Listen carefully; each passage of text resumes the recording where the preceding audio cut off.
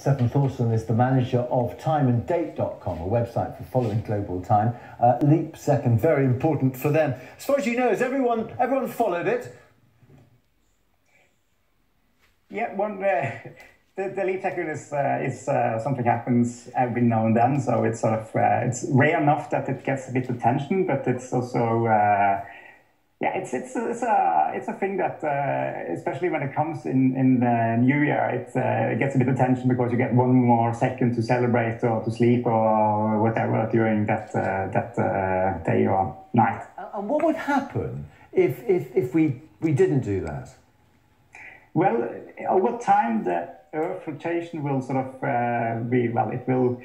the clocks will be coming more and more in advance of the Earth's own rotation. So eventually, sort of the times of sunrise and sunsets and midday will shift to later in the day. So it will take some time if we don't before it will actually be noticeable, but it will happen over centuries at least. You'll sort of really feel it, and if you have accurate measurements, of course, you'll notice it much quicker.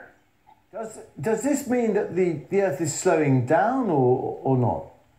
It does. If you look in the long run, it does slow down over time, but for every day it varies quite a bit. So some days are a little bit shorter, some days a little bit longer.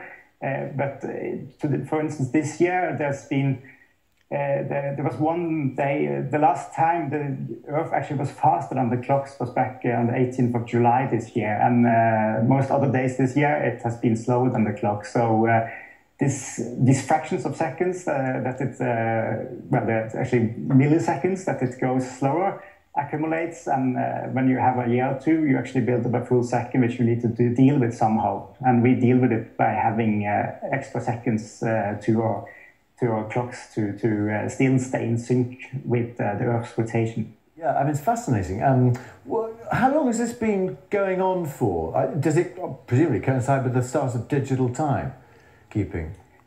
Yeah, sort of well, before, the sun has always been the sort of what we have had clocks controlled by, and sort of we always been using the sun to control our time. But in the previous century, sort of we discovered that the Earth really isn't so stable, and we discovered invented atomic clocks and found they were much more accurate than the Earth itself.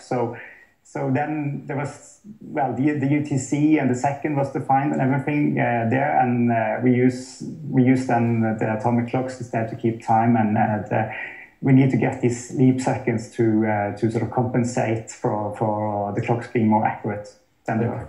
All right, Steffen Thorsen, thanks very much indeed for joining us. Thank you.